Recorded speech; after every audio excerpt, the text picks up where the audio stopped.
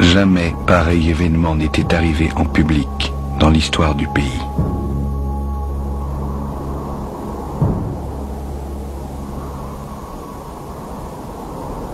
Puis-je vous demander tout d'abord comment le gouvernement a appris l'identité des conjurés et s'il y a d'autres personnalités impliquées dans ce complot?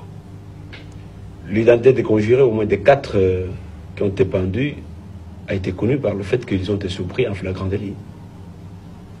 Et les autres, il y en aura bien. D'abord, le fait qu'ils ont été dénoncés par les pendus.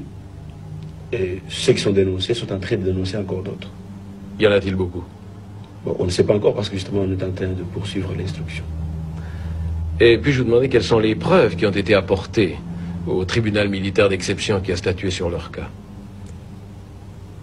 En ce matière, il y a les preuves les plus évidentes, c'est les aveux faits par les intéressés eux-mêmes, lors de l'instruction qui a bien longtemps précédé la comparution devant le tribunal spécial.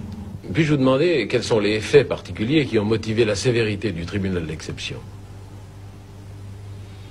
D'abord, c'est une question évidemment qu'on aurait pu poser au tribunal, parce que moi je ne suis pas du tribunal. Vous savez que dans ce domaine-là, le tribunal est toujours indépendant, très indépendant même. Mais il y a l'opinion surtout. Vous savez que l'opinion était très émue, l'opinion congolaise, au moment où le pays est en train d'entamer une guerre acharnée pour son indépendance économique, des connivences avec même les intéressés. Ces gens voulaient alors renverser le régime. C'est comme ça que le pays était très ému, très affecté par les coups, et étant donné que les juges sont des hommes, évidemment, ils ont été influencés par la même... Et puis je vous demandais, ensuite logique, quels sont les faits qui ont empêché l'application de la grâce présidentielle? Je crois que c'est exactement la même gravité à laquelle le gouvernement congolais a en tête, n'est-ce pas, avec en tête son président de la République, attaché au fait, à l'infraction commise par les intéressés. Mais surtout, ce qui est plus grave, c'est la connivence avec les milieux de haute finance étrangères pour renverser le régime. Ces mêmes milieux de haute finance étrangères que nous combattons pour les intérêts supérieurs de la nation.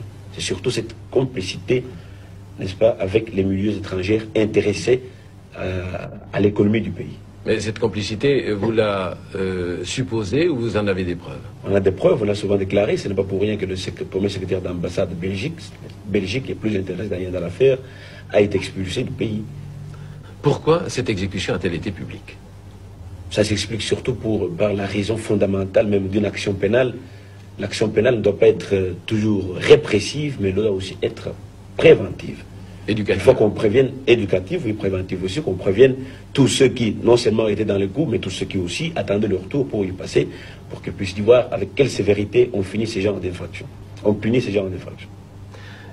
Rendu public au lendemain de ce complot et qui donnait carte blanche à ce tribunal militaire d'exception de faire ce qu'il pouvait faire. Il était du devoir, n'est-ce pas, des 3 officiers supérieurs qui constituaient cette justice militaire d'exception, d'accepter ou pas que les conjurés aient des avocats pour leur défense.